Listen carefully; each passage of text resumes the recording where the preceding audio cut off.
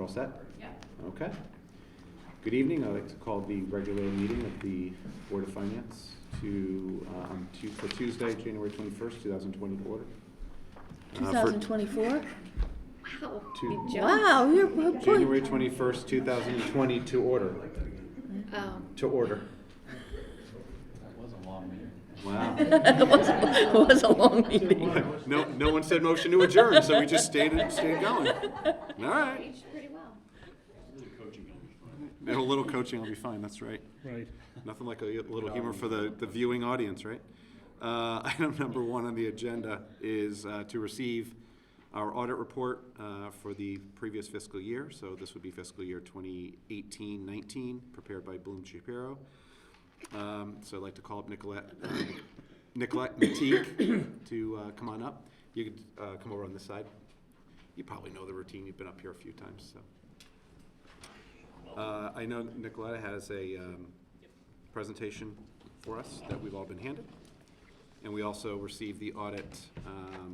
We had the opportunity to pick these up, and as well as it was on our iPad. So, Nicoletta, floor is yours. Welcome. Thank you. So I'll start my presentation by going over summary high level of what I'm going to cover today.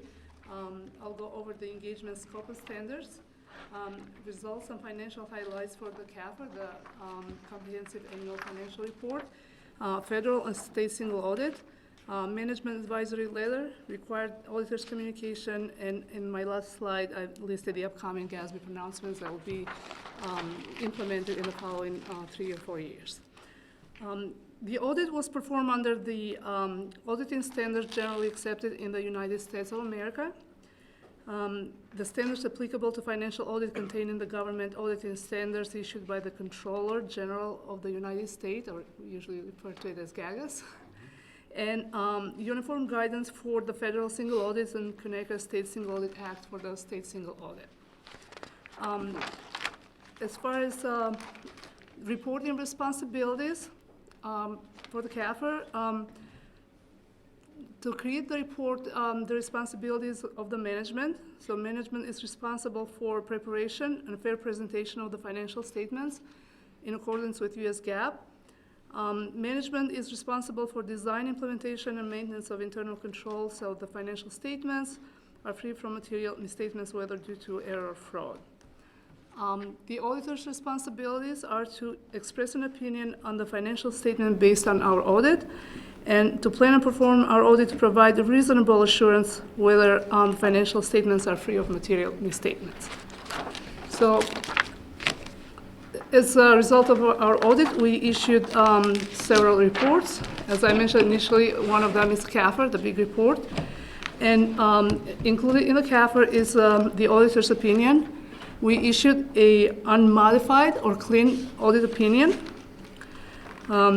Under the GAGAS requirements, we issued a report that has 2 parts. The first part is the internal control over financial reporting. We did not identify any material weaknesses or significant deficiencies over financial reporting. And under compliance, we did not identify any non-compliance over laws and regulations. So otherwise, the report is usually called a yellow book report, was a clean report too. In the next few slides, I summarize some of the financial highlights, and I can answer any questions if I didn't present all the highlights that you would have liked to see here. As far as the primary government goes, which is all the governmental activities and business type activities, the net position at year end increased by $3.9 million, from $34 million in 2018 to $37.9 million. Keep in mind that this is the net position, which is a result of assets and deferred inflows, less liabilities, and deferred outflows for the government-wide. That includes all the funds of the town, governmental and business type activities, with the exception of the trust and agency funds. The pension trust funds are not included in the summary numbers. I listed under some of the main reasons behind that increase of $3.9 million in the net position.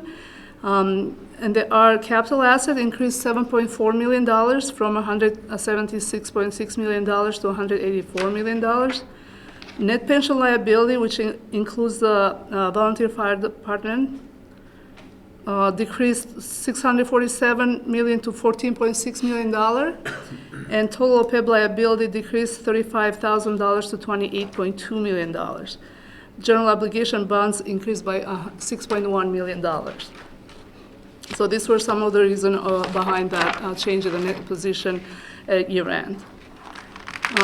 Total governmental funds, which includes all general fund, capital project fund, and all special revenue funds, ended up the year with an increase of with a fund balance of $16 million, which was an increase of $13.3 million from prior year. General fund ended the year with $15.8 million, and that was an increase of about $3 million from 2018. Included in that $15.8 million, there is an unassigned fund balance of $10.5 million, which represents about 10.7% of the general fund final budgeted revenues. That represented an increase of from 10.2% from 2018. So it was from 10.2% to 10.7% in 2019. Budgetary revenues included transfers came in at $2.8 million more than budget, and budgetary expenditures included transfers out came in $304,000 less than the budget. So the overall result was an increase of the fund balance for year ending June 30, 2019. Tax collections were $639,000 over budget and represented about 99.6% of the current year grant list. Included in the governmental fund, another major fund is bonded project fund. The fund balance increased $10.2 million, but still the fund ended the year with a deficit fund balance of $598,000, and that was due to the timing of bond proceeds. There were $3.2 million on bond anticipation note payable issued during the year. They were used to provide temporary financing for bonded project funds and the high school construction fund. So out of the $3.2 million, $550,000 was issued for the Board of Ed facility improvements and $2.65 million for Guilford High School.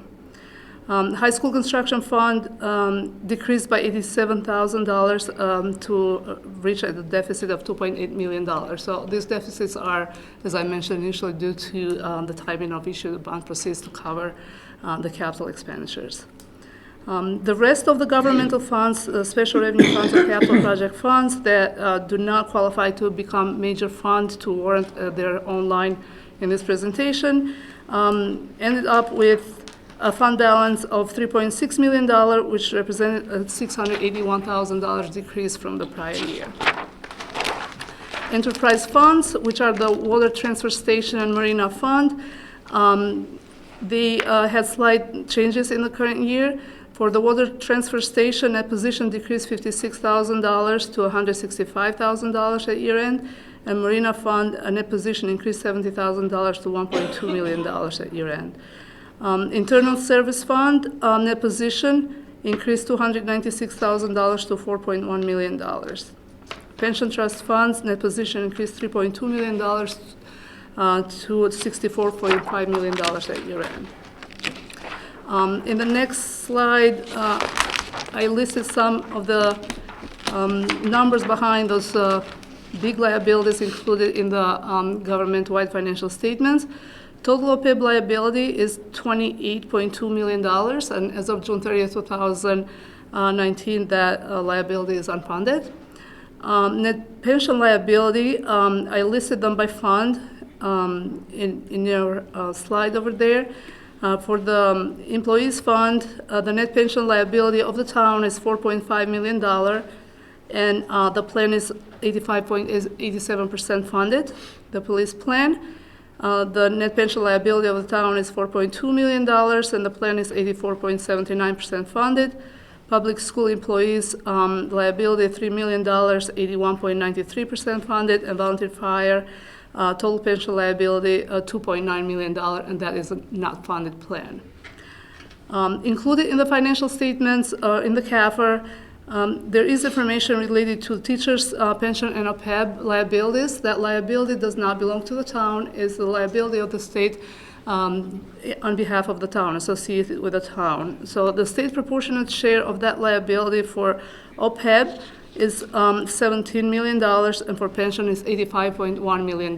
So currently that is just a disclosure in the financial statements. The town does not have any liability in their financial statement related to either OPEB or pension related to teachers, retired teachers. On the next slide, I summarize the information and the results regarding the state and federal single audits that we perform. On the left side, you have state single audit. We issued an unmodified Clinton opinion on compliance. And that opinion is related to the two programs we tested. We did not identify any material weaknesses or significant deficiencies over controls over major programs. Total state financial assistance that the town spent during the current year was about $5 million. Of it, the non-exempt, which is subject to the audit, was $1 million. We audited about $535,000 of that financial assistance, and the programs we audited for the state single audits were Town Aid Road and Early Care and Education. So we did not have any findings to report there. In addition to state single audit, we performed the federal single audit under the uniform guidance, and the results are similar to the state. We did not have any material weaknesses or did not identify any material weaknesses or significant deficiencies on controls over major programs, and the opinion issued on the compliance was unmodified or clean. The town spent about $2.7 million in total federal assistance, and we tested one major program, a special education cluster, or otherwise known as IDEA, of about $818,000. So both the state and federal single audit reports were clean, no findings to report. In addition to the CAFR and the state and federal single audit, we issued a management advisory letter.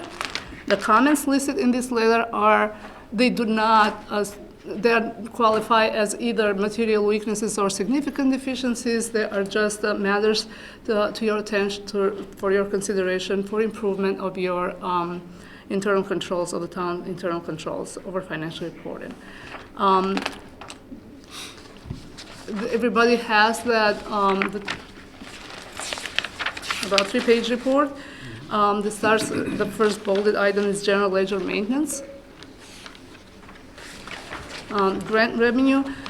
It is the practice of the town that for budgetary purposes, certain grant revenue is credited to expenditures, but they were not identified as reconciling items for GAAP financial reporting. So we recommend that the town limit the process that credits expenditures for revenues received, except when definitely necessary for budgetary purposes. And if that is the practice for budgetary purposes, any reconciling items should be presented to the auditors in order for the report to be done in accordance with GAAP.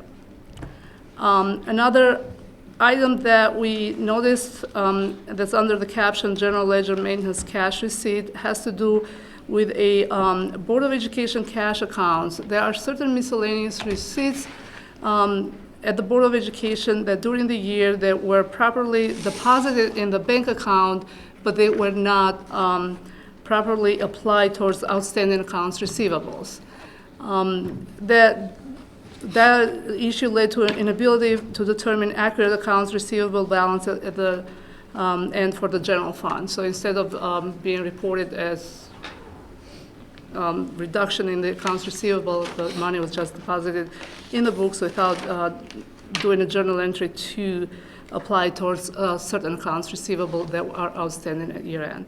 So we recommend that the Board of Education strengthens the controls over general ledger regarding all cash receipts. The management should have a policy that all deposits should be immediately recorded in the general ledger and applied to correct accounts.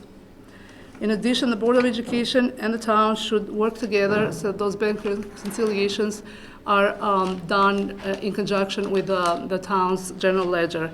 And that doesn't mean that the town and the Board of Education currently do not work together, but for this particular account, I know for a fact they have already started working together to figure out what's the best way to go forward.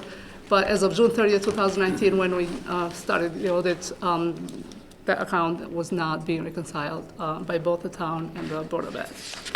And the management can chime in on that if there are any changes since then. On the second page, there is another recommendation regarding uniform guidance procurement standard. Effective July 1, 2018, the new procurement guidance per uniform guidance was applicable, which meant that all entities, non-state entities, so governmental entities receiving federal grants should update their procurement policy to comply with the requirements of the uniform guidance, and I listed there the section 200-318 through 200-326. Per discussions we had with management, that procurement policy was not updated to include all the required elements on the uniform guidance per sections that I just mentioned there. So we are recommending the town and the Board of Education review formal procurement policy and make necessary changes to comply with the criteria set forth on sections 200-318 and 200-326 of the uniform guidance. Included in the management letter, there is one last comment, which is a repeat from the prior year and is related to cybersecurity. And our recommendation is to do a formal assessment of the cybersecurity and all the threats that could be present for the town and Board of Education. So again, as I mentioned at the beginning, these are recommendations for your consideration for improvement of the controls of the town. One last section, which is about a couple pages on the presentation, starting on page 13 there, is required auditors' communication. So as auditors, we are required by the auditing standards to communicate at the beginning of the audit and at the end of the audit. At the beginning of the audit, we presented a memo, which we notified you of our plan, how the audit will be done, the timing, our responsibilities and management's responsibilities, and the presentation I'm doing today and a report about 3 pages that starts with qualitative aspects of accounting practices was issued to you. I'm not going to read the whole letter, but in this presentation, I listed the items that we are required to communicate to you. And the first one is that significant accounting policies are described in the Note 1 to the CAFR. There were no new standards adopted in the current year, even though there were some applicable, but none that apply to the town of Guilford.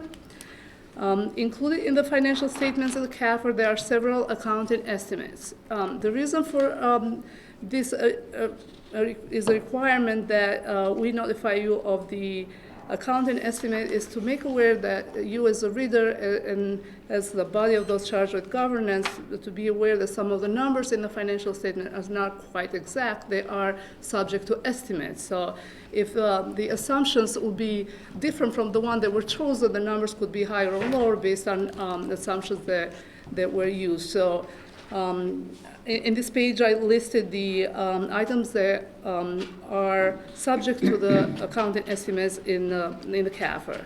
So net pension liability is one of them, total OPEB liability, useful lives of capital assets that are used to calculate depreciation expense, incurred but not reported liability for the health benefits and allowance for doubtful accounts. And those are significant and big numbers in the financial statement, so it would change 1% lower or higher can make the numbers very different. On the next page, there are some other items that we are required to communicate. We did not have any difficulties performing the audit. The management of both town and the Board of Education, so both Mary Jane and Linda were very cooperative in the audit and very helpful, providing the information on time. There were no disagreements with management. There were no uncorrected misstatements, which means that if we found something that They needed either adjustments, the management adjusted in the books, but none of those adjustments are material to the financial statements. If they were material to financial statements, we have a requirement to present to you those adjustments. So there were no material misstatements that were uncovered as a result of the audit. We are not aware that management consulted with any other accountants for opinion shopping.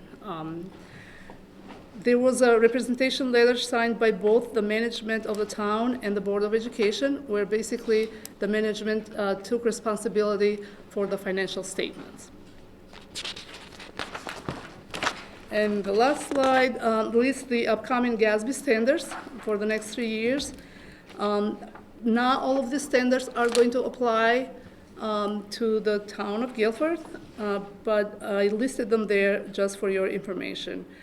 Statement 84 will be implemented for this fiscal year, 1920, fiduciary activities.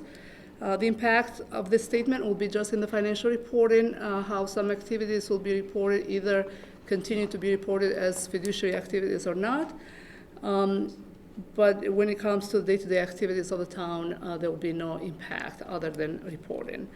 Majority equity interest will probably not apply to the town, and the big one that is going to be implemented in the future is the Statement 87 leases, which will require some work from the management to start basically now to inventory all the leases and to make sure that they are treated correctly per this new standard. Statement 89 accounted for interest costs before the end of a construction period will probably not apply to the town because it's applicable for enterprise funds. They have a construction, but to date, both enterprise funds do not have any construction in progress.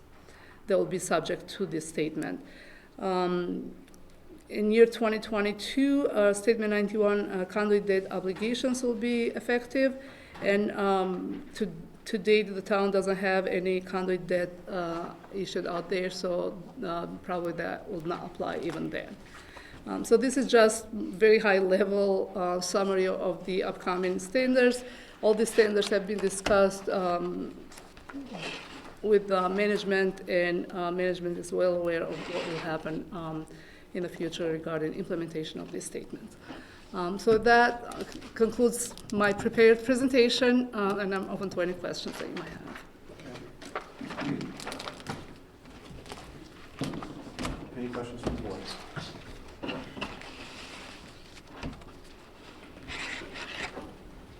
It's a pretty comprehensive read, I will tell you that. And I really didn't have anything in particular. I'm assuming you had mentioned that Linda, Mary Jane, on those recommendations, those are just items that will be obviously taken into consideration and work. Discuss them if that's what you choose. No, they seem to be, well, they were immaterial, yeah, to the audit. So, and that's all they were simply recommendations, so. I'd say that we are aware of them, and we were aware of them prior to this meeting. Good. So.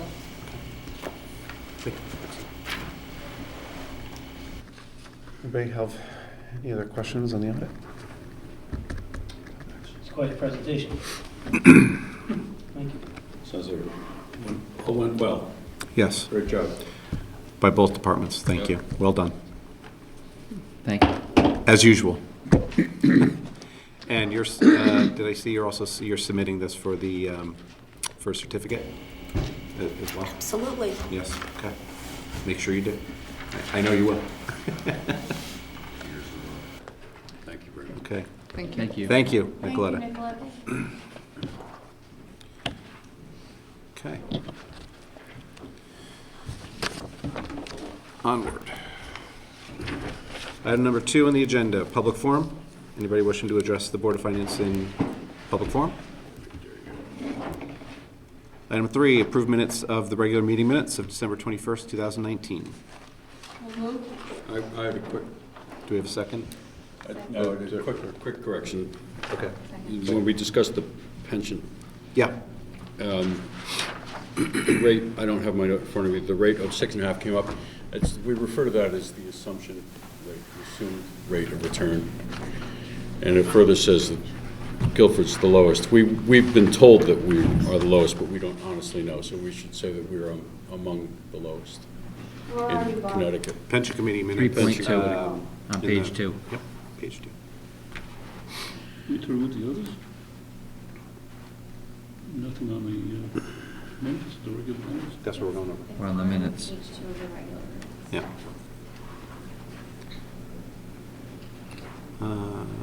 There were a couple of things in here that I believe I was supposed to report on. I will do so during the meeting. Oh, I did want to add one thing under item number 4, all the way at the end, on the Board of Education report. I do want to note that the Board of Finance thanked Mr. Baglio for his service on the Board of Education. I just didn't want that to go without saying, that we were very appreciative of him actually coming before us after he was no longer technically on the board, but he came before us anyway, Final so. act. It was his final act, so we do appreciate it, and I just want to make sure that was noted. That's all I had for a correction. Anybody else? I had something on performance contracting. We, on page 2, above pension committee minutes, performance contracting. Now we're talking about this, the report coming through. It was supposed to be coming through by the end of this month.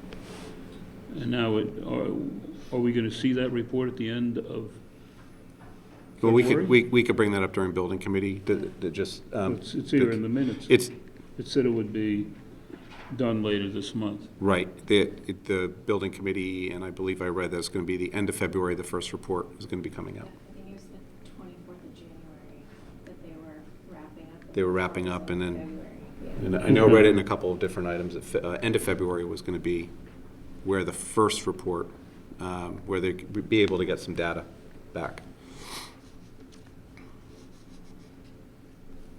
I'm sure we'll come across it during our discussions.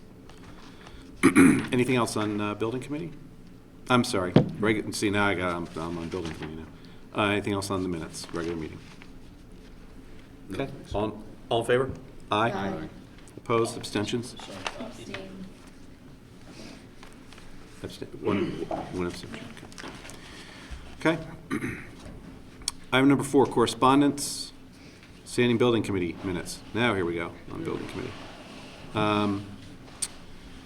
I wanted to open up with a couple of things that I did say I was going to do and give you an update. I spoke to the former chair of the Building Committee this morning, Scott Orenstein.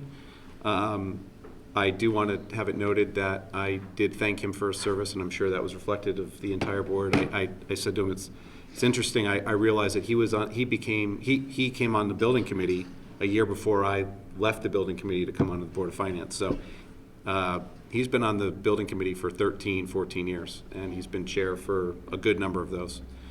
So I did thank him for his service. We had a very brief discussion just about the building committee, and it was a very positive one. I then had planned and was asked to contact the new chair, who we all read about, David DeMeo. Scott said he's a very capable person. He's always prepared for the meetings. I do know David, and I don't doubt that. So it's a very good replacement for Scott. And I did talk to David. We spoke a little bit about the role, and I did let him know, we talked about the liaison role between the Standing Building Committee and the Board of Finance, which we have historically had. There is going to be a liaison that's going to be, whether appointed or will be in the future at this meeting. I made it very clear to him that it's not an expectation and should not be an expectation of this board to ask what is going to happen and what the decisions of the building committee will be, but more of a reflective, what the minutes say and what do they mean, and be more on a reactive level. I believe we had read in one of the sets of minutes that there was some concern about one of the liaisons coming to us, and we grilled him a little bit more than probably was expected, and it was his second month on the building committee, so that probably is expected as well, that he would be a little shell-shocked. David did indicate that he would come to our meeting starting in March. I suggested that, I called him today, so tonight would be a little tough to make. And I did say that February, I believe our meeting is going to be on February 13th, which is the Thursday. It's going to get moved. But I told him we're going to be pretty jam-packed with things going on, including presentations of the budgets, that we could probably go another month without him, and that in March we should start having the building committee represented. He said he would attend the first couple to kind of get an idea, and then have maybe other members of the building committee come so that we can at least ask questions of what has been happening. And again, I think there'll be more comfortability than having someone new kind of getting put to the firing line. It was a very good conversation. I look very forward to him being chair of the building committee. That being said, I just want to make sure I updated all of you on that. And are there any questions on the building committee minutes from January 7th?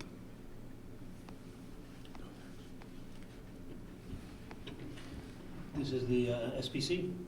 This is SBC, yes. Mike, I got a question, and you probably know the answer. Is graphics just another word for drawings and blueprints? Just so I know, Keep reading this context. Mr. Grumman noted that the graphics for Paragraph. Baldwin Middle School 8. HVAC Phase 2. the graphics for Baldwin are expected to be installed. Yeah. What are graphics? On his computer, he's got, there are some graphic programs that show him the performance of some of the HVAC systems, unit by unit and school by school. Oh, that sounds wonderful. Is that Yeah. part of the performance contract? Yes, yes, that's what he means by the graphics package. And that's the top of the stack, so they had to get everything in the schools running first, and then they could load the graphics package. Thank you, Ted. So it's performance measurement. I did not know that. Yeah. Never know.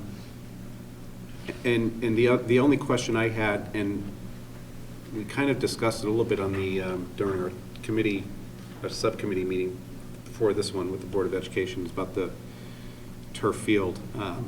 I did see that there was an approximately $1 million joint town and Board of Education project using bonded funds. My only question on that was, and we kind of broached a little bit, what that $1 million was including. And I think what we read later on in some of the Board of Education minutes was it's not just the field itself, but it's also the track. That's correct. And I was wondering, is that taking in consideration, or is there a range of that $1 million? What type of fill that would be? Well, yes. Because there's a big difference, obviously, between doing what, just replacing what we have and putting in a new fill, because that would require further engineering. Right. I don't think the decision has been made as to exactly how the field would be replaced. They're looking at alternative fills. And we're talking to other districts that have used various, since we put the practice field in, there has been some evolution of the fill technology. There are more options than there used to be. And so we're looking at them. If we were to go to a natural rubber fill, which is what we're investigating, one of the things we're investigating, we might not have to re-engineer the whole field and put a shock pad in. So that has some appeal. And there are some other districts that have done that, and we want to talk to them about how this stuff holds up. And it is more expensive, but not having to put the shock pad in, it may be, overall, it may be less expensive. So we haven't finalized that yet. Yeah, okay. I didn't think there wasn't, I just wanted to know what direction it was possibly going in with the $1 million. But the point is that there's options being considered, and that Yes. number is not final, so what we read is gonna be tweaked probably. Okay. And the Bradford says to replace it with another turf field. That Oh, experience, yes. that It's a experience. question of, you know, what replacement is gonna be, but yes, we have to replace it. The existing field is just absolutely the end of its life. It's well used. Yes. Well past its Well, you know, it's 12, 13 years old and was expected to last 9 years. So, I mean, this field doesn't owe us anything. Ken, go ahead. I had a comment on item 8. First of all, to thank folks for the admission of responsibility on Phase 2 at Baldwin. And I wondered how much money was involved in that, in the repair of that. None, the way I read it, there was nothing on our end. I know, but what is it costing to?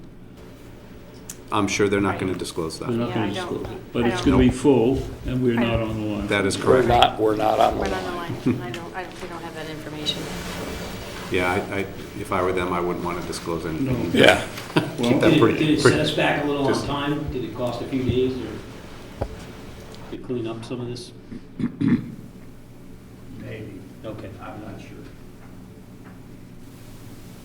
Yeah, project is, it's gonna be complete next month, or it's for next month. Anything else on building committee, sorry? Nope, not for me. Okay, thank you. Thank you, Ted, for your input. Item number 5. We are going to go to review and accept report of expenditures for the Board of Education for December 2019. Good evening. So, Ted, you can just keep it going, Ted.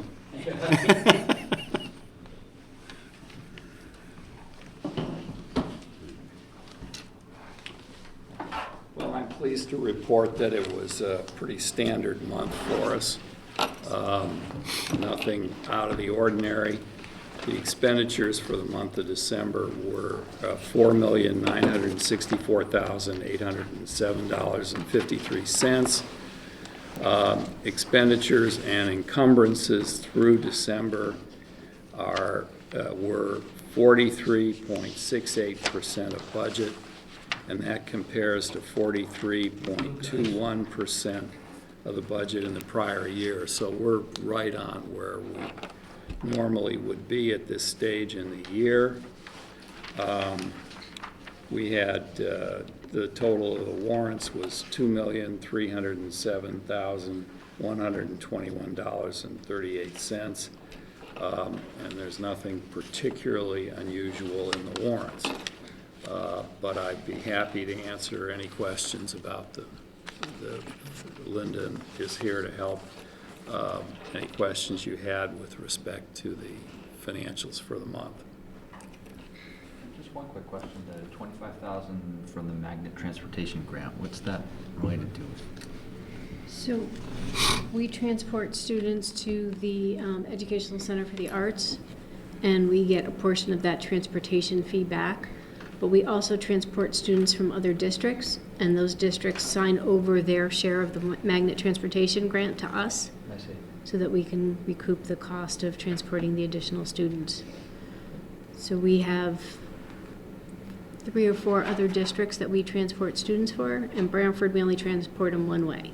We take them back from the school to Brantford. Since we're driving through Brantford. Right. We don't pick up the students and bring them from Brantford. They get their own ride there, and then Brantford transports them there, or they get their own ride, and then we take them back. But we do get their share of the magnet transportation grant.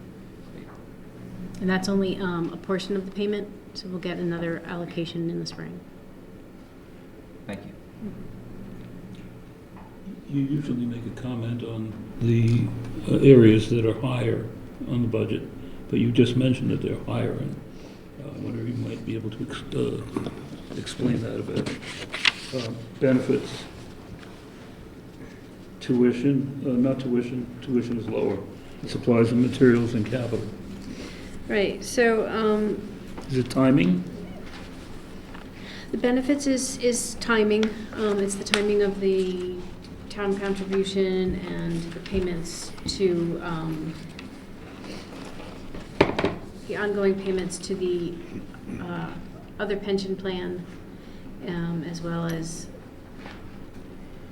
payments for our insurance, which that was the biggest one, is the timing was off by a month of the payment, so that throws off the timing, but that will equal out. I don't expect that to be an issue at the end of the year.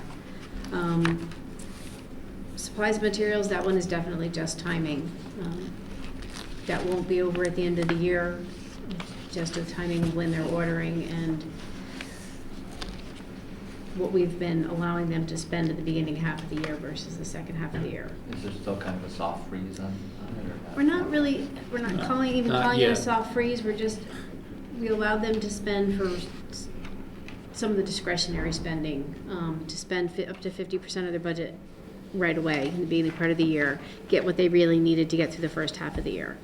And then we allowed them to start ordering for the second half of the year.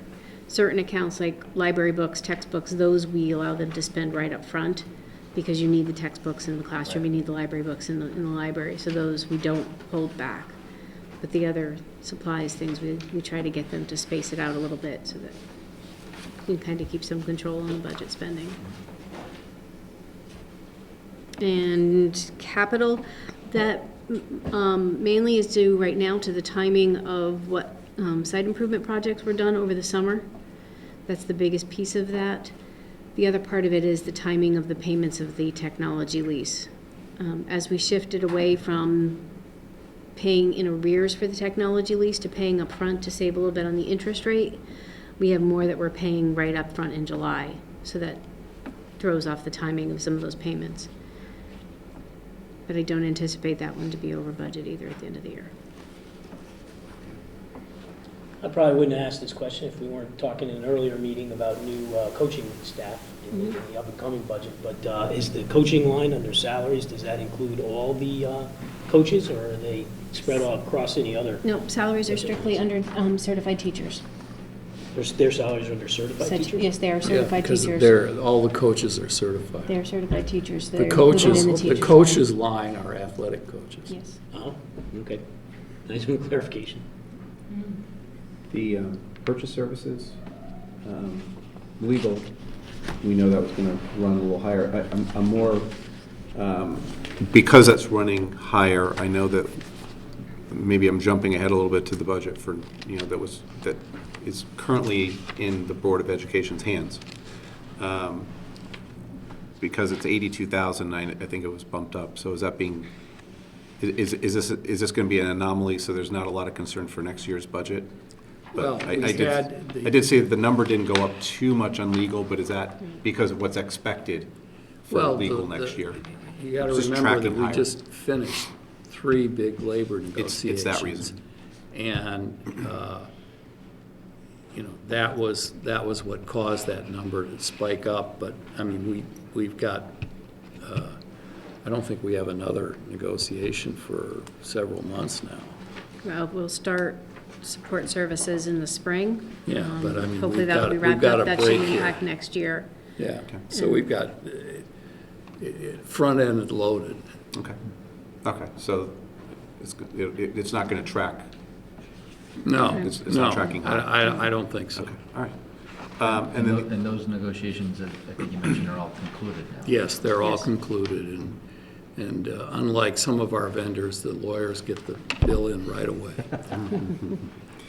on tuition, there was a item of, actually a revenue piece, about $21,000 under tuition. What? I'm always careful asking about tuition and the expenditures, but there's a $21,000 year-to-date revenue item in Yes, tuition. year-to-date. So that's the pre-K tuition. Oh, okay. So it's All just a right. small, it goes up various times of the year when we collect when- it. It's just a Did cumulative. that happen a couple months ago? I missed it. I must have missed it. I just Yeah. saw it and it was year-to-date So- and I was wondering what it was. We got $2,080 of it Okay. this month. So we get $2,000 of it this month, the Okay. rest of it was all So it obtained in prior is months. increasing over time, okay. They're supposed to pay a deposit and then pay in 2 installments after that. For some people, we do make a payment plan. We will spread the payment out longer for them to help in situations. So it comes in at various points in the year. We should receive $38,000 maybe total by the end of the year for, Okay. if all positions are filled for the full year. Okay. Great, thank you. And that's for the pre-K that will start in September? No, that's the current pre-K. year pre-K. Current pre-K. Yes. Yeah, it just goes throughout the year. Okay. Anything on warrants, minutes? Can I ask one more thing on the financials? Or, go ahead. All right, John. I kind of asked this, but I'm starting to think that maybe it's too difficult to see it, but are we seeing any reduction in electricity or energy use? I guess with raising rates and moving parts, it's not so easy to tell, but So we are seeing some savings. It's harder to see. What might be helpful is looking in your budget book on the electricity page, and you'll see the decrease by school, what is budgeted. And what we did in the budget, instead of just flat funding each school at the current level, we reduced it to closer to actual and then budgeted for the energy performance contract payment. And you'll see that on that page. But there you can see where some of the savings are coming in. okay. And you'll see that the one increase is Cox School, which is because of that meter issue that we had at the Cox School. Oh, yeah. Yes. So that's the only increase Yeah. that shows on the electricity The line. meter was charging us less. We had a great meter. I'm trying to remember in that budget sheet, did it turn out to be a wash almost between the savings in the electrical and then the payment? Yes. Yeah. But we That's- don't have the real data on that yet, because Which is we forthcoming. haven't done the measurements and, that kind of stuff. Because they're just completing it, the project, so that's to come. Okay. So the original, or the discussion has always been to keep electricity and heat flat funded, and then any savings generated offsets the energy performance contract, and then we get any additional savings as a benefit to us. So that's what we've tried to do in the budget. You have 4 categories here, which are, at half the year, that are 90% or in that neighborhood. Legal, site improvements, and capital. And I had one other. Well, legal we went over. Legal, we did go over. Went over that one. Where are we gonna be with legal? Do you have any idea? It's gonna flatten out. I don't think it'll, gonna flatten the out. second, Yeah, it's front. yeah, the Ted said it second was part of the front. year won't be as high. And security, is that pretty much all that we're setting aside for security? Yes. We're at 94%? That's where it will stay. And the biggest part of that was the visitor badge, visitor system that we're testing out at the high school. Right. There's also an encumbrance on that line, too. Yeah, we haven't paid for that bill yet, for the visitor system. And the rest of the security, it's an annual fee, and we've already paid it. Site improvement, we've talked about, it's the projects that were completed over the summer. So because a lot of the projects were done and completed already for the year, that's why site improvement.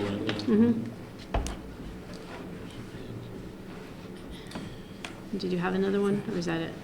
I think that was it. And Veronica? Sure. Question on an expense? There was a $6,500 aerodynamic boiler service invoice. It doesn't say what school. Do you happen to know? I believe that's the annual service to all the boilers where they do Maintenance. the cleaning, tuning, calibrating, whatever else they Scotch do. taping? Yes, duct tape, scotch tape. And then Yes. just because we had conversations before on this, there's another $2,000 repair for lakes.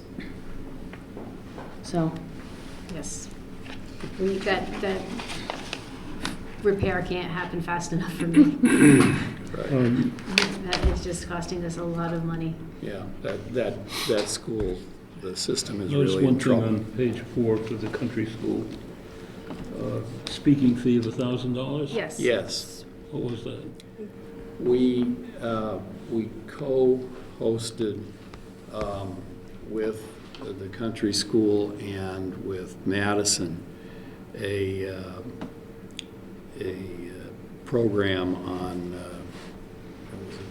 I think it was diverse, On race and diversity. Equity, race and diversity. diversity and that sort Yeah, of thing. okay. And it was hosted at the country school. They paid the speakers, and this is our payment to them as our share of the speakers' cost. I've got a quick one caught my eye. Custodial was running a little hot. Was that something that was dialed in? Is that a result of some of the repairs that need to be done? Is it extra? We're at 84% there. The custodial supplies? Supplies and materials. Yes, that's the, I can't talk now. That is the custodial supply line, so that's Yeah. not repairs. So that is just the cleaning products, toilet paper, Okay, so paper it's probably a towels. timing issue. It's a timing thing. It's when they do They their tend bulk to, orders. they tend to order up front. I had another question on page 5. Warrants. Of the warrants. I know what the erase program is. I just was kind of stunned to see it's these two invoices added to $100,000. And my question is, how many residents of, I mean, they're practically adults, they are adults, aren't they? Yeah. How many are being served by the erase program at Branford? I don't have the current numbers. I can get it. There's a number of different programs that they offer, and this isn't the adult education. This is the continuing education, English as a second language, the GED program. It's a number of different programs. I can get the numbers of the people that are serviced by that program. It's state mandated, so. Right. And It's state mandated, so, I mean, we have to fund it. by cooperating with Branford, we don't have to run our own program. Yeah, no, we actually, this is a good program for us. It's a good program. Because Yes. we, by doing it with Branford, we save quite a bit. But there are various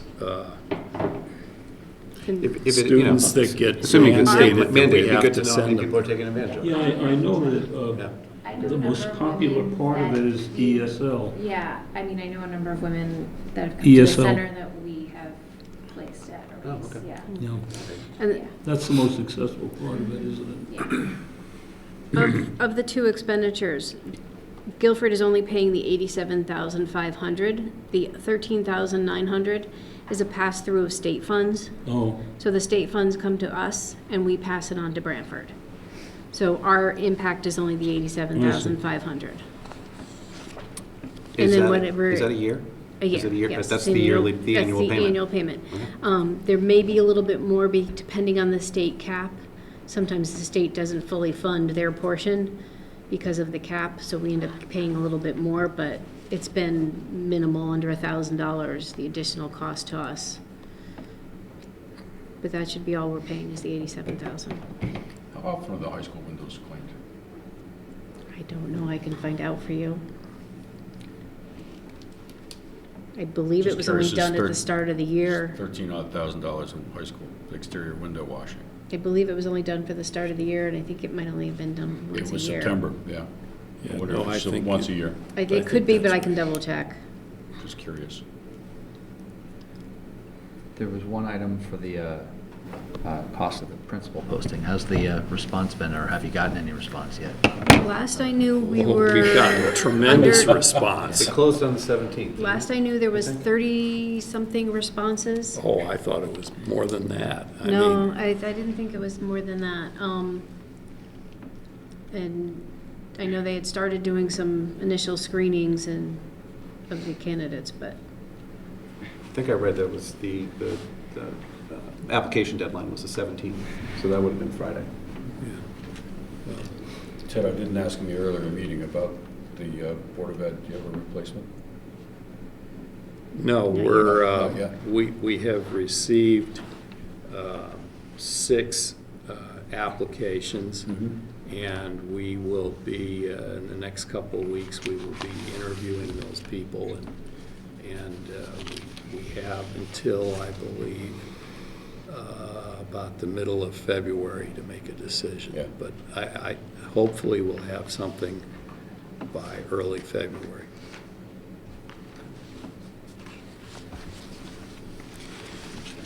Anything else for Ted or Linda? Okay. I did give you the Linda? tuition report. I passed out the tuition report. Sure. Yep. It's up a little bit from the last 2 months, as we get some better information on some of the costs of some of the students.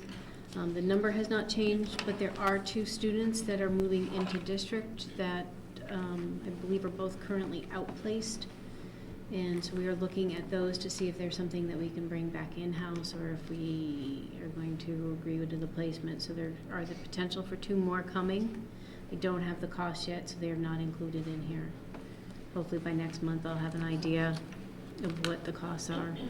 So it would be even greater over budget. Than what we have yet. Do you think it's by year end that the students will be in Guilford? Or is this something that's going to impact the next budget? Students are here now. It'll be before the end of this school year, so it'll impact that report in this year. And it'll go against the small buffer that we've got, Right. the additional outplace funding, I shouldn't say buffer, because it's additional outplacement funding that we have in the budget for next year already. Are there expected outplacements that will not be, that will graduate out? Or We've already taken those into account. that has when- been in the budget okay. build, we looked at Okay. who was aging out, Okay. who was not coming back. How many are aging out? Do you know off the top of your head? I don't remember off the top of my head. That's good. Yeah, I mean, They but weren't this is many. just a perfect example. You're only 4 over, but the cost per student is increased. It looks like at least the cost per student is increasing. Depends on what they get. Yes. In some cases, it's not just the tuition, it's the additional services Yeah. that also drives these costs up. And this doesn't also include transportation. Right. Yeah. Just tuition. I noticed that we had budgeted for 8 students attending BOAC schools, but only 1. Is that an anomaly, or? I mean- Yeah, we've had more in previous years. I don't know why this year we're down to just 1. It's- This group is not interested in the BOAG program, I guess. Well, next year it'll probably go back up. It'll go to 10, right? Yeah.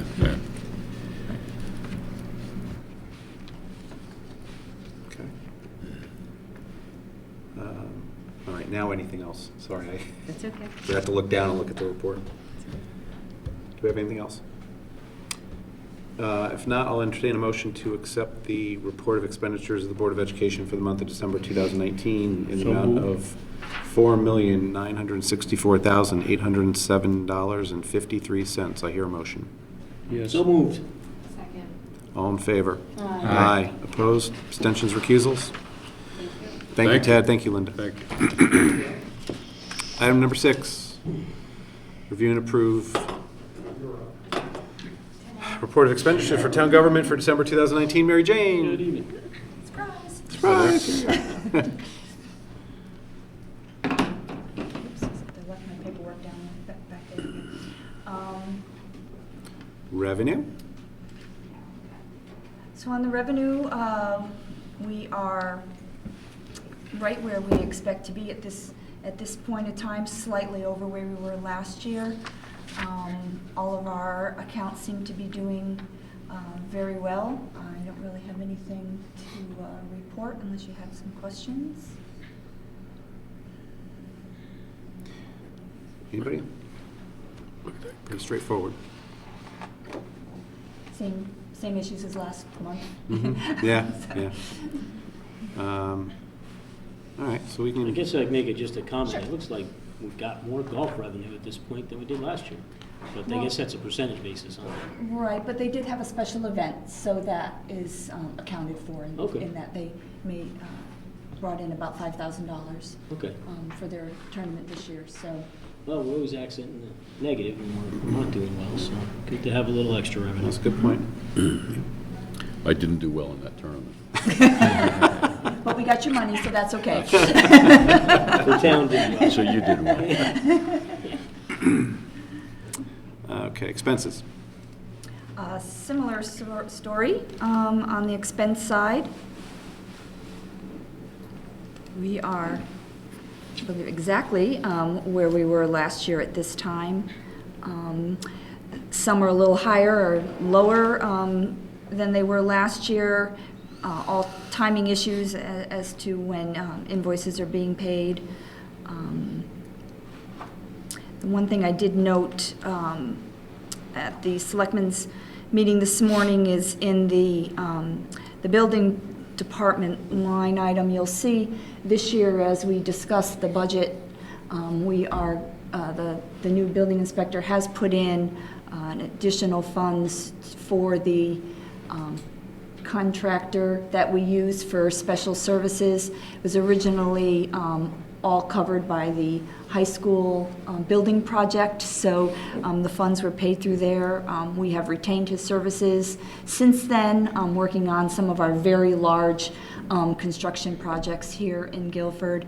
And so in the upcoming budget, you'll see that increase, but the increase is reflective of the actual expenditures we've spent the last 3 years and have had to cover. So I just wanted to bring that to your attention. That's why their budget is expended higher than the average budget at this point.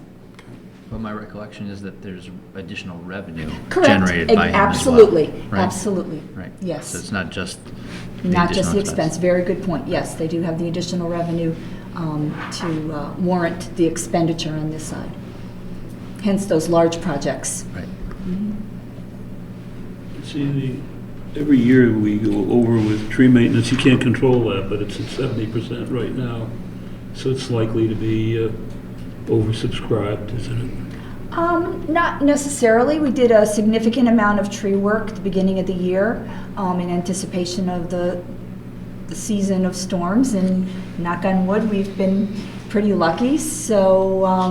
you know, yet to see. I won't say that we'll be over yet. If we have a couple of significant storms, then yes. But if we just go like we have been, we should be able to stay within that budget. So with the capital line, is it maybe possible that we won't be spending all the capital? Probably not. We just this morning or this afternoon at the selectmen's meeting, we approved a significant amount of expenditures for a couple of our departments. It's just a matter of when those expenses come in, but we'll be, over the next couple of months, you'll be seeing that number grow. Okay, and then with the debt, I think we paid off more principal than expected, and is that because interest rate was lower than expected? No, that's the premium credits that we applied to the budget. So we have savings that we put the premiums that come in when we bond, we set those aside, and we've been applying them to our expenditure lines. So we'll be making a transfer from fund balance. Right. And the last of the interest payments are due February 15th. Once those are paid, we'll have an exact number of where those two budgets stand, and so probably at your next meeting, we'll have a transfer for that, and we won't see that anymore. And that premium is because the bonds are so attractive. Correct. So we're actually being paid more than the bonds are worth. We put that money aside, and that's how we've been able to mitigate the increases year over year for the school project. And I will note, I know you mentioned it, I believe in your first meeting, indeed, indeed, the year that the 2021 budget is our highest year for debt. You will see that in your upcoming budget, and you'll see in the paperwork that I supply with that debt will begin to start coming down starting in 2022. Do you happen to know the percentage of our total budget that's debt? It's about 10 million total. Okay.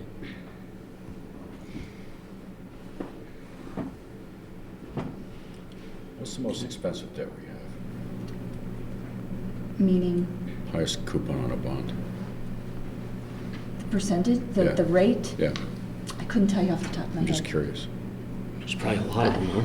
Well, we have quite a few, yes, we have quite a Yeah. few. I wouldn't want to No, give, I mean, we No. can certainly look that up, but Yep. I'd hate to give that number off the top of my head, I don't Mhm. have that. Okay. Anything else on expenses? Special fund warrants. Tigan bond. There's a couple here for pedestrian improvements. Capital miscellaneous expense. Were those repairs or new sidewalks? No, that's Or our sidewalk improvements Yeah, that. that's where it's coming from. Okay. Is that the project by the commuter lot? The sidewalks? goes from Adams over to the, Part of it, yes, Yeah. part of it, the pedestrian walkway. Mm. And I noticed in special funds, service for the fitness center. How much is that fitness center costing us in the budget? Which line item are you looking at? It's I a think The it's six, former six or science seven wing. lines Six down. one Special down. funds, maybe 5 or 6 down. Science. Knowing the vendor name, that's design services. Oh, right, that's, we approved the expenditure of design services to retrofit the science wing back into educational Okay, that's offices. retrofitting, yeah. So, It's basically we're, a study that they're doing correct, to. well, yes, the design services for that. Mhm. So Is it a it's possibility- not specific expenses for running the science wing. I can't remember if I asked this. Is there a possibility that the high school administration can move into that space? I believe we asked that question last month, and Linda might be able to answer that. There are active discussions and studies underway to move to consolidate 3 locations, Gavel, Lathrop House, and part of Central Office North into the upstairs. The price tag on that's going to be close to $1 million to rehab that facility, at which point the Board of Education will take over management of the entire complex. You might see something on capital for that coming in the next couple of weeks. Yep. Tomorrow? Stay tuned. No, not our capital, this is coming from the Board of Ed. Okay. Anything else on special fund warrants in general, weeklies? Don't think I have anything.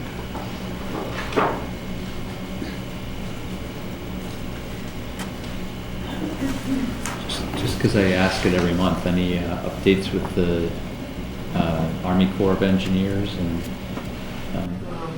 Yes, there are. anything we can talk about? Janice Blasiak and our consultant from Long McBroom met up in Massachusetts with them. We have been given a couple of options for mitigation. We went up there to try to utilize the mitigation project that we have agreed with DEP that would satisfy DEP's requirements. The Army Corps of Engineers is a different story. They tend to like to levy fines. So there are now 3 projects that we're looking at.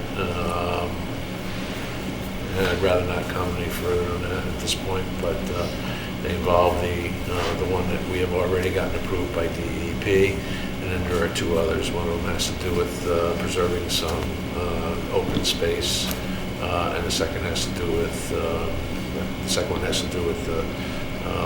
tide gate. So just So the discussions are ongoing. absolutely. You will, we have significantly reduced the use of our environmental attorney. We found the strength of the relationships between Janice Blasiak, our town engineer, and our representative from Malone McBroom in dealing with the regulatory agencies has turned out to be to our benefit. Good. That's great. And so with regard to DEP, we think we're in a good spot with them. It's now just tying things up with the Army Corps.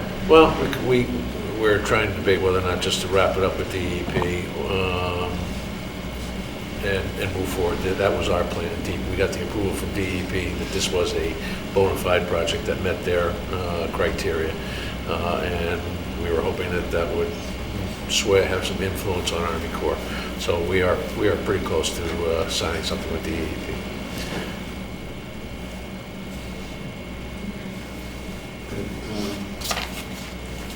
Medical? I have a question. On medical? Yeah. Oh, okay. When do we have to decide about the ISL for the upcoming year? Because I'm kind of looking at the ISL numbers now and wondering if maybe our staff is too healthy. Well, I wouldn't bank on that at the moment. We're percentage-wise about where we usually are through okay. ISL. Okay. And we have already met with our consultants, and the town and the Board of Ed have already put together a package for next year's budget. So have we committed to the ISL premium again? Yes. Any changes to the specifics or the No. We have amounts not or made. anything? No. So this is, you feel okay that maybe it's 10%, give or take, covered so far by the premiums, and we're 6 months in? Yeah, it bumps up pretty quickly. It ramps up. It ramps up. I don't really know the history, so I just was kind of thinking that at this point in time, are we really where we should be? But Right.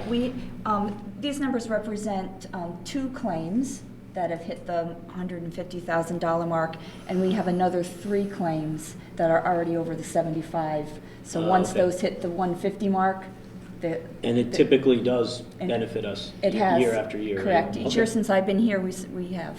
Okay. It kind of caught my attention though that.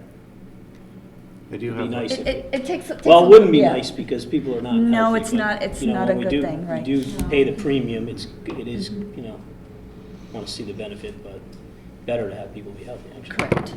Correct. Jonathan, as you probably recall, it continues to increase every year, particularly as we have had positive experiences, which is really negative for the health of our employees, as we have year over year exceeded the ISL premiums. I asked a similar question this morning at the Board of Selectmen meeting.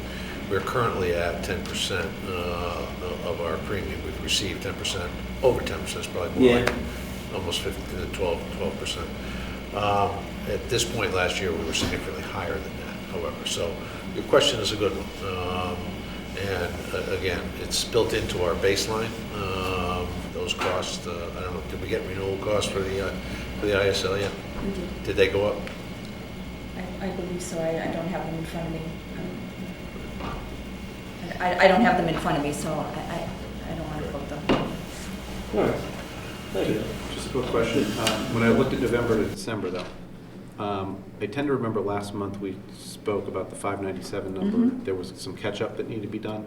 Right, I mentioned that this Right. morning as well. We And then didn't catch up as much as we had anticipated. Yeah, I was surprised to see that it wasn't more. It was actually pretty much where Right, where we it's had supposed to be. budgeted, so. And so there's no further catch-up. It just happened to be that we just, Correct. it was fortunate that there was some savings there. Correct. Okay. Anything else on medical? Capital funds. So rather than look at every single one of these line items, anything you want to bring to our attention in these, because they do seem to have been cleaned up and updated and.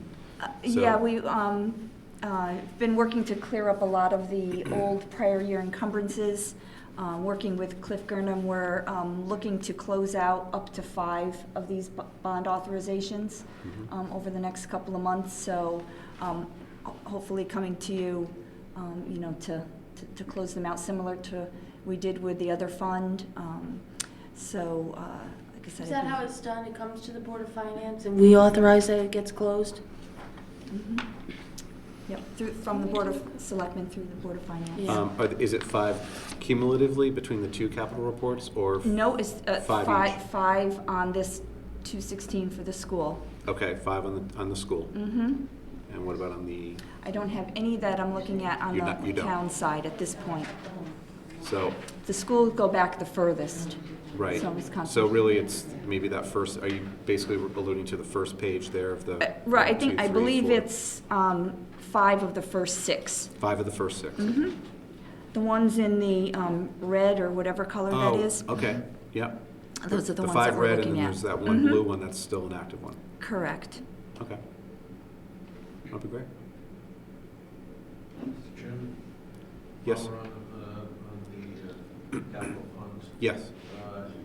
At our meeting earlier today, the Board of Selectmen approved the expenditure of about $245,000 for engineering services for Falcon Road and Chimney Corners Road as coastal resilience projects. So the road reconstruction and elevations, which is what, 21704, if I can read that. Hazard mitigation bond, where you see $1 million in authorizations. Yes. The funds for the engineering engagement will come out of that bond fund. What was that amount again? That was. I think it was 245 this morning, 240. earlier. I know I can find it somewhere. Is that for the walkway, the bridge? No, this is Falcon Road, which was washed out a year ago. It's been washed out a couple of times, and then Chimney Corners. Got it. So we've got access considerations to some of our, highest tax-paying members of the community. Falcon Road is an interesting concept because in our estimation, in order to do it right, we need to get the road away from the seawall because that seawall has been repaired and replaced, virtually almost replaced in its entirety last year. So we'll be having discussions with the Station Fed Association about doing something, moving that road into part of the parking lot, their beach and tennis parking lot. So a design consultant was. Pardon? So the $200,000. 245. 245. That was for the actual services. That's for design for Falcon Road and Chimney Corners. Chimney Corners is. Who do we bring on board for that? Hold on, I Do knew you you were going to recall? ask that. I knew you were going to ask that question. Just curious. Bear with me. It was only a couple hours ago. I can't remember it. So.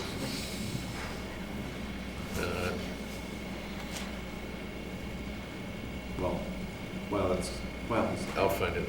anything else on capital funds? And they also this morning approved HVAC work at one of the schools for $1.3 million, so that's on Fund 216. Oh, yeah, that was the one that was in the building committee. I think probably just went to, I'm blanking on which one it was. I just found it too, Was Race. Race Coastal Engineering. Yeah. I have a question, if the chairman might just allow the latitude. I'm just wondering if our finance director has any comment as to the audit or the experience with the audit. I know we got a clean bill of health, but. I thought the audit went very well this year. Sounded like it did. Probably the smoothest since I've been here. This is my 4th audit in 3 years, so we had very little delay. We had a little delay with our pension reports as normal, mainly because they're always the last thing we get, plus we changed companies, so that took us a little time, but I think everything went smoothly. I do plan to work with Linda to provide you written comments back from the management letter, since most of them affect both of us. Like I said, we were aware of those before this meeting. I don't see them as anything major No, they made that point. whatsoever. They made that Easy enough for us to work into our daily process. Linda and I work well together, so we shouldn't have any problem doing that. So everything seemed to go very well. Well, thank you both. Congratulations. You know, a lot of it was no deficiencies and a clean bill of health. We don't expect that. One of the Matt, items was oh. mentioning of the implementation of the new GASB. Mm-hmm. Right? Is that going to require a lot of effort, or I mean, how extensive are they? They don't really require a lot of effort. We've already been working on the leases. We knew that was coming up, I've been working with our council to come up with a threshold on what to report. The standard gives us some latitude in that, so that, if we have, copier leases throughout all of town hall, and, to put every copier lease through our audit would be, just, yeah. So, we'll come up with a threshold that would eliminate those. The leases we're looking at are the technology lease from the school. We're talking, $350,000 to $500,000 that they do, Right. So, Performance contracting maybe too? Certainly. Yeah. We don't have a lot of leases, so it's not going to cause any burden, and it's really just providing them with the information and the data we already have. Right. We know the leases we have, we know what we pay, we know what the amortization schedules are. We provide those, and that's really all the work we'll need to do. Well, that's good to hear. Great. Anything else? Oh, I'm sorry, Matt, go ahead. Yes. The cybersecurity thing that was mentioned last year and this year, we had fully intended to move forward with a what they call a penetration test to determine how secure we are. As you may recall, this board approved some funds for some technology upgrades, which were security in nature. The last piece of that is currently being done. It's new firewalls, new redundant firewalls, which once we complete that, would be the appropriate time to engage an outside firm to do that kind of threat assessment. We are anticipating some funding from the state through the Council of Governments.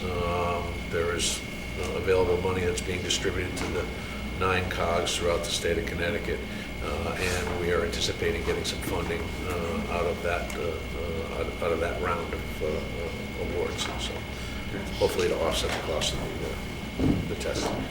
I think it was really good that we did invest in some of that, given what happened to our neighboring municipality.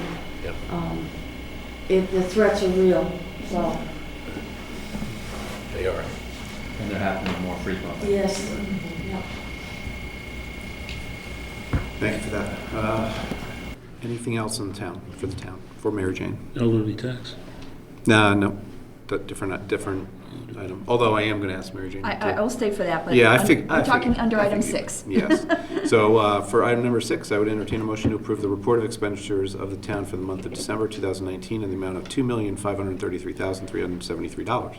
So moved. Second. All in favor? Aye. Aye. Opposed? Abstentions or recusals? Okay. Now we can go on to items 7 and 8, which are referring to the same memo. Right, they're on the same memo. Mary Jane, I could either read the memo or you could summarize it probably better. So would you like to do so? And then we'll just put it into a motion. Certainly. Might be easier to do it that way for item 7, then we'll take item number 8. Right, so the first one is... Supplementary, yes. Guilford so supplement, okay. Interest rate, so just for the audience, we're setting the interest rate for the Guilford Supplementary Tax Relief Program. Exactly, and historically, we have used the 20-year spot yield for AAA-rated government general obligation municipal bonds, which that data I received from our financial advisors. At the moment, that rate for the fiscal year is 1.89%, and that is the rate we typically apply to that tax relief plan, so that is my recommendation. Okay, any questions on that before I put it in the form of a motion? Okay. So I'd entertain a motion to approve that the interest rate of the Guilford Supplementary Tax Relief Plan for fiscal year 2020-21 be set at 1.89 per the recommendation of the town's finance director. So moved. Second. All in favor? Aye. Opposed? Thank you. Item number 8, setting the aggregate benefit under Section E2 of the Elderly Tax Relief Program Ordinance. All right, so per the ordinance, the Board of Finance has to set a cap for this program, and by ordinance, it cannot be less than 0.5% of our current budget, which would be $503,000, so it cannot be less than that. So I've given you a little history, 7 or 8 years here, of where we stand with it. Last year at this point, we were at the $874,000 benefits, and I stated at that point I didn't know if it was an anomaly that it had come down that low, but as you can see, the next year was almost the same amount. So we don't want to. It's not my recommendation to set the cap lower than the amount of benefits that we have. Otherwise, we would have to prorate everybody, which certainly we can do, but we want to obviously provide the benefits to our seniors to the best of our ability. So it's my recommendation that we do bring that cap down some, but leave it at $1 million.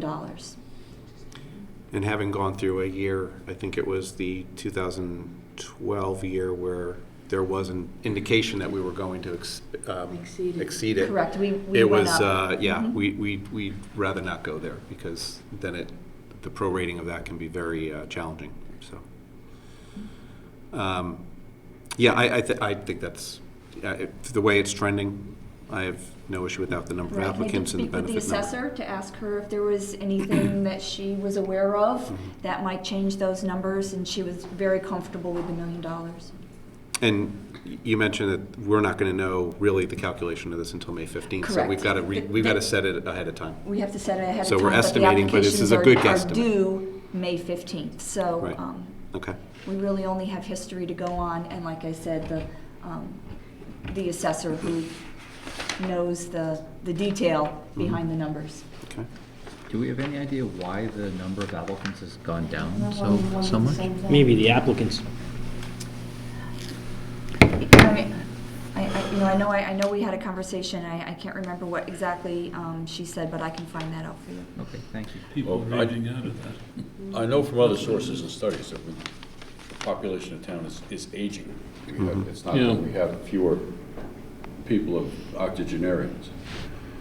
But are we not moving the goalposts for the income who qualifies? No. Right. So I think there's your answer.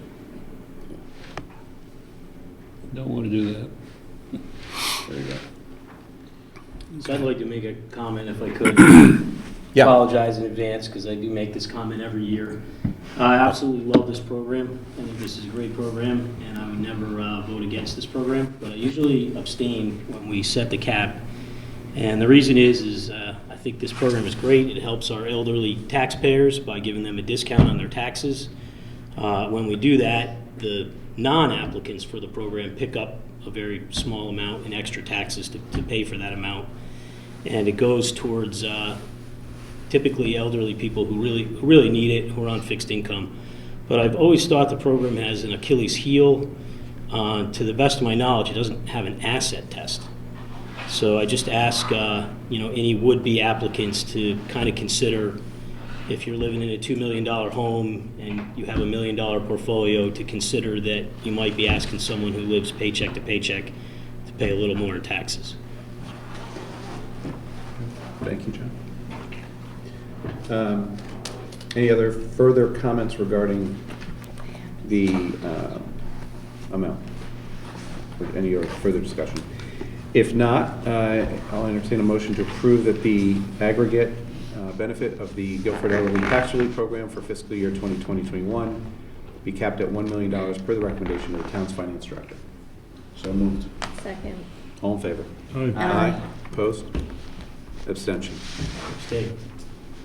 Okay. Thank you. Thank you.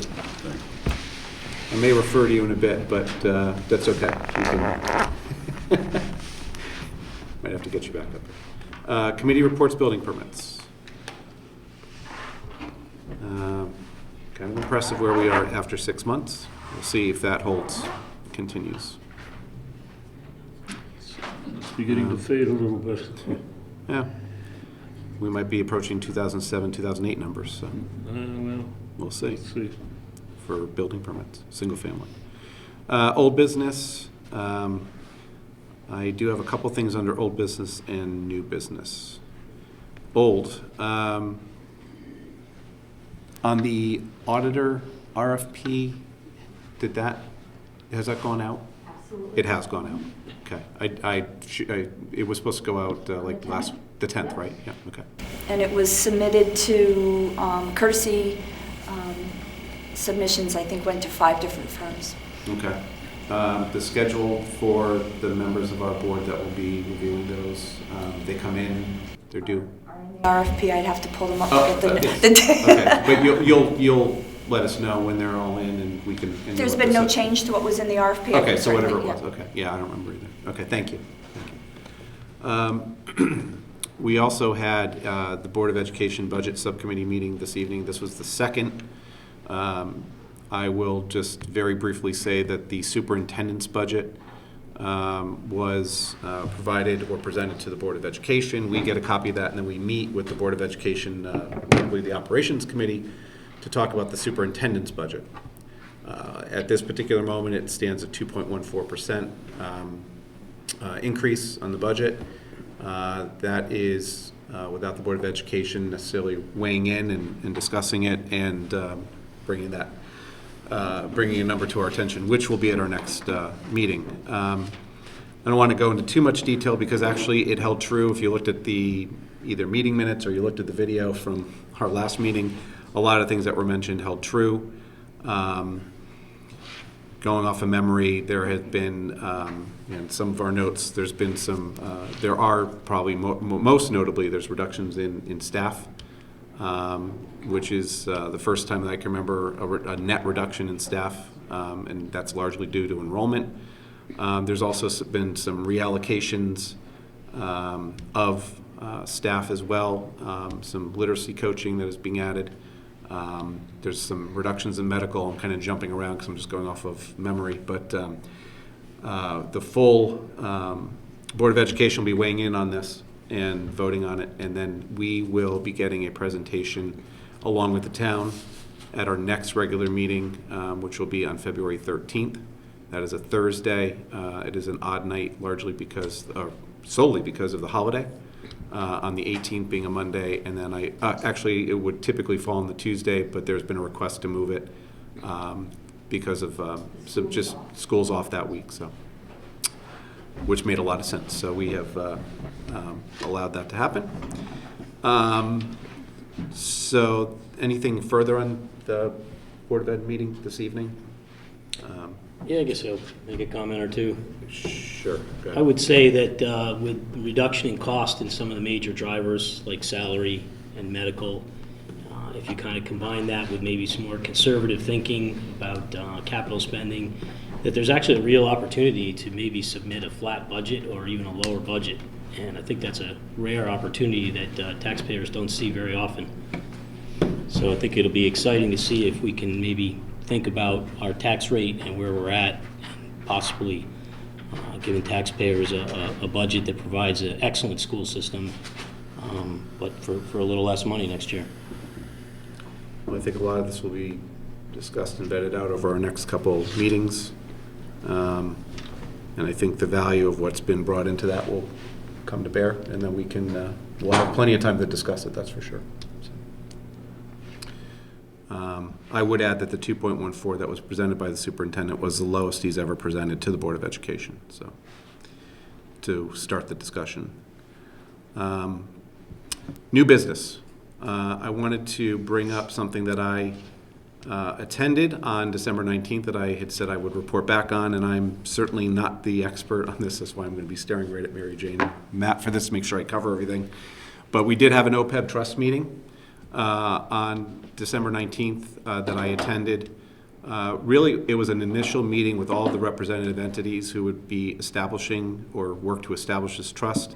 There were advisors, the pension committee chair, Ray Bauer was there, obviously a first selectman, finance director, board of education chair, Katie Balstracy, and Superintendent Freeman, and myself. I think it was a room of about 12 people that were there to discuss and Linda. I'm sorry, Linda. When I put FD, I thought the finance directors. I said finance director. Both finance directors were there. Really, it was to discuss a $28 million pension liability that we have, OPEB pension liability that you heard tonight is unfunded from our auditor, and currently we're paying as we go. We are looking to create a fund to create consistent planning and a planned funding strategy, and looking to phase that in over a 5 to 7 year period. We have already started, as most of us know, with a $1.2 million amount of really seed money to start this, which came from some unassigned fund balance and medical fund reserve. It was really important that this meeting happened to make sure the Board of Education's on board on why and how it's funded. And it seems very much to be the case. The Board of Education is on board and is very positive in this venture. The next steps would be to create an ordinance in 2020 to establish a trust and then assign most likely the pension committee to oversee and also be a trustee, and the Board of Education would also have an assignment to as a liaison to this trust fund committee or as a trustee. I believe it covers the meeting. Those are great minutes. We should just post those. Should I cut, paste them, and send them to Tracy? They just simply came off of my notes from that day. So it was a very good meeting, very positive. So just wanted to give you all an idea that that's where it stands. So Our goal sorry. is to have that trust, the ordinance and the trust in place before June 30. And to use the $1.2 million as our contribution for the 2021 fiscal year, and then have the town and the Board of Ed begin their funding from the budget in the following year, which coincidentally coincides with the lowered debt payments that we'll be having. So it's basically a reallocation into it, taking money and putting it into funds, which is neat. Any questions on what I just presented? Because I'm losing my voice now. Maybe one question on OPEB. I think now that we have put away some of the money, that the next time the auditors are sitting here, we'll see that unfunded balance drop, right? Correct. Okay. It'll be funded at a low percentage, but it'll be funded nonetheless. Following year. Correct. Right.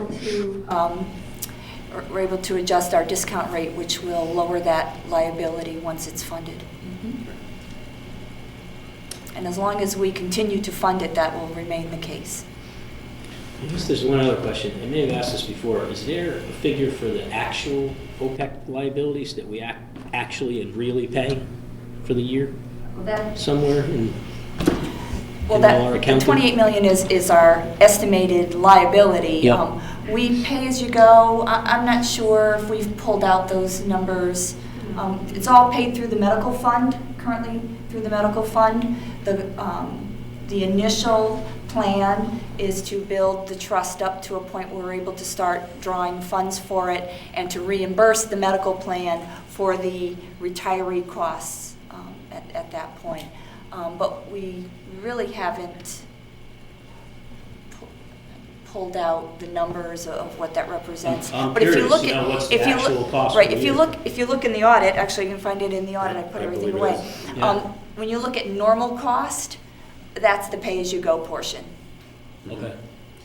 And there's also, that's also has a page, the liability also indicates, as you mentioned, it fluctuates based on the assumptions. So that Correct. there's a range. So it's 28 million, this is the baseline based on what we're currently using as the number, as the rate. And then there's a range. It says if you do this 1 point or you do this at 1 point, it could be 28, it could be 25, it could be 30. The actuaries go to town. Yeah. Right, and So we're I'm looking speaking at, out of line because we're looking at a 5 to 7 year phase-in, but each time we do a new valuation of our OPEB, we will readjust that 5 to 7 year plan. It could could go up or down, but as our evaluations come in and some assumptions may change, so will our, the amount of our liability and the amount of our required contribution, in the same way we manage our pension. It might be early days yet, right, Jane? Was it determined yet whether they'll manage it using the same portfolio as the current pension, or will it be a streamlined portfolio, did they say? It'll be a little bit more streamlined to start, fixed incomes. Yeah. Until it Yeah. kind of gets moving. Critical mass. Yes. The only other item I have under new business is just indicating to the public that we will be, I believe, I don't know who exactly, but most of us, if not all of us, will be attending the Board of Selectmen department workshops tomorrow morning and on Thursday morning to hear all about the departments and what their needs and wants and their budgets.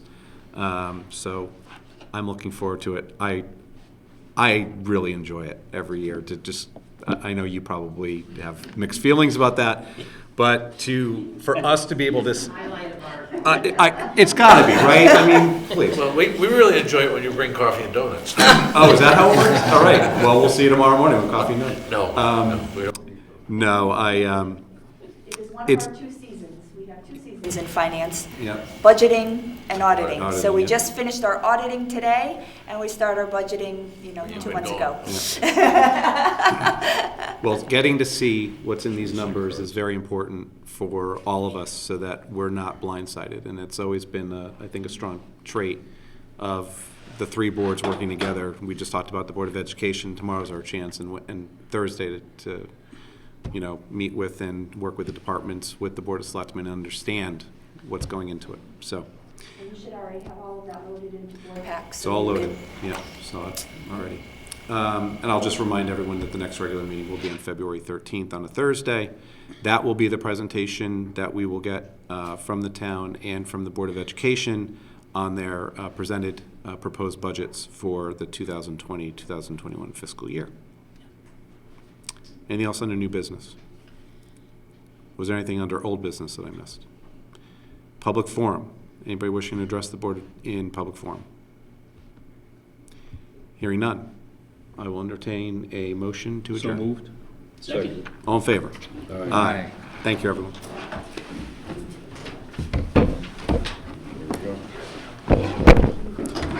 And we didn't use the second tape.